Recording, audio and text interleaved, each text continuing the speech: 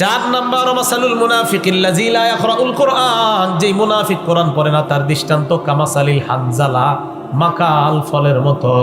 মাকাল ফলের স্বাদও নাই, ঘ্রাণও নাই।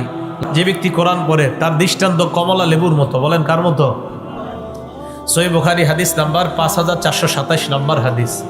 ক্বালা রাসূলুল্লাহ সাল্লাল্লাহু আলাইহি ওয়াসাল্লাম, আল্লাহ নবী বলেন, মাসালুল মুমিনিল্লাযী ইয়াকরাউল কুরআন মাসালুল উতরুজ্জা, যেই মুমিন কোরআন পড়ে তার দৃষ্টান্ত হলো উতরুজ্জা ফলের মতো। উতরুজ্জা ফলটা অনেকটা কমলা লেবুর মতো, মালটার মতো, তবে মালটা না, এটা সৌদি আরব পাওয়া যায়। উতরুজ্জা অনেকটা মালটার মতো, তবে মালটা না, দেখতে অনেকটা এমন, এটা সৌদি পাওয়া যায়।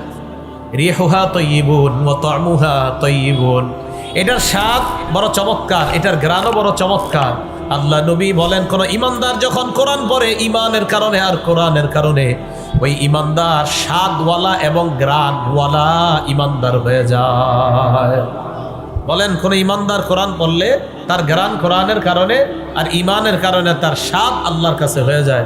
আল্লাহ আমাদেরকে কোরআনওয়ালা ইমানদার হওয়ার তৌফিক দান করেন।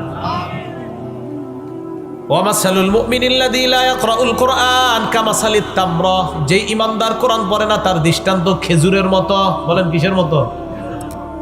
খেজুরের স্বাদ আছে কিন্তু খেজুরের ঘ্রাণ নাই। লা রিহালাহা ওয়া তা'মুহা তাইয়িবুন, কয় খেজুরের ঘ্রাণ নাই তবে স্বাদ আছে। যেই ইমানদার কোরআন পড়ে না ঈমানের কারণে স্বাদ আছে তবে ঘ্রাণ নাই। আর যেই ইমানদার কোরআন পড়ে তার ঘ্রাণও আছে কোরআনের কারণে আর ঈমানের কারণে তার স্বাদও আছে।